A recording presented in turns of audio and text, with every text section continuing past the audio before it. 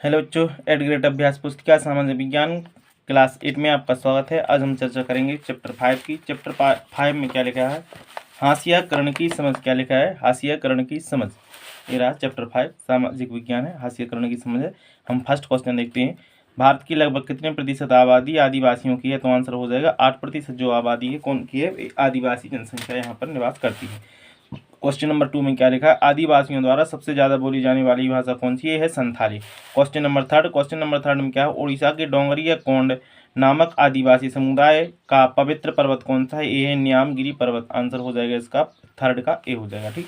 रिक्त स्थानों की पूर्ति करना। रिक्त स्थानों की पूर्ति में क्या है? आदिवासी अपने पुरखों गांव और प्रकृति की उपासना करते हैं। यहाँ पर क्या आ जाएगा? प्रकृति आ जाएगा। फर्स्ट ए का प्रकृति। ठीक। बी की बात करें, भारत में राष्ट्रीय उद्यानों की संख्या कितनी है? 101 है। प्रश्न नंबर 4 का सी में क्या है? वन्य जीव संरक्षण के रूप में सरकार द्वारा अभ्यारण्य व राष्ट्रीय पार्क स्थापित किए गए हैं। आंसर हो जाएगा इसका कौन? राष्ट्रीय पार्क। क्वेश्चन नंबर 4 का डी देखना है। इसमें क्या है? हो जाएगा 2011 की जनगणना के आधार पर भारत की साक्षरता दर कितने प्रतिशत है? यह 74%।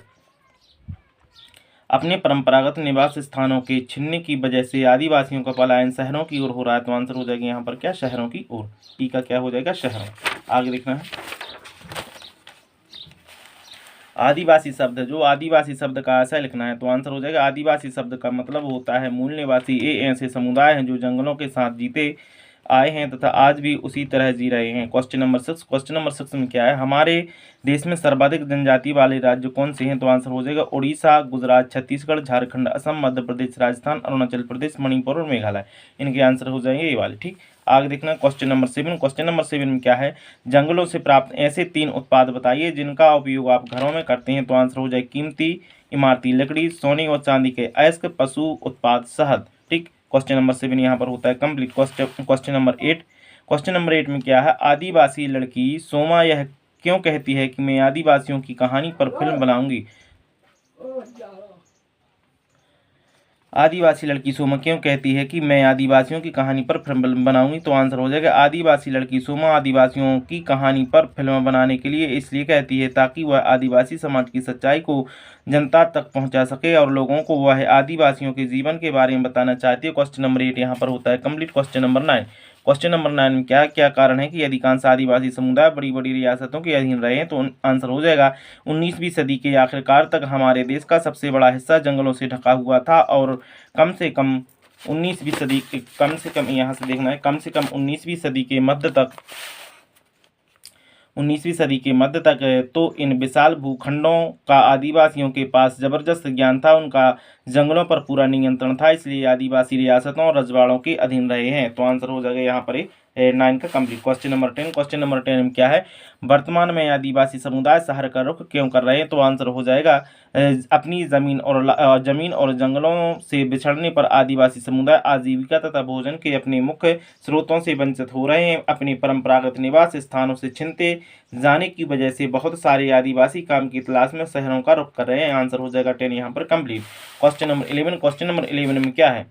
क्या कारण है कि खनन परियोजनाओं के अंतर्गत विस्थापित होने वाले बालों में 50% से अधिक आदिवासी समुदाय है? तो आंसर हो जाएगा आदिवासियों के इलाकों में खनिज पदार्थों तथा अन्य प्राकृतिक संसाधनों की भरमार रही है, इसलिए इन जमीनों को खनन और अन्य विशाल औद्योगिक परियोजनाओं के लिए बार बार छीना गया है। सरकारी आंकड़ों से पता चलता है कि खनन परियोजनाओं के कारण विस्थापित होने वालों में 50% से अधिक क्या है? आदिवासी है। क्वेश्चन नंबर यहाँ पर क्या हो जाता है? 11 कंप्लीट।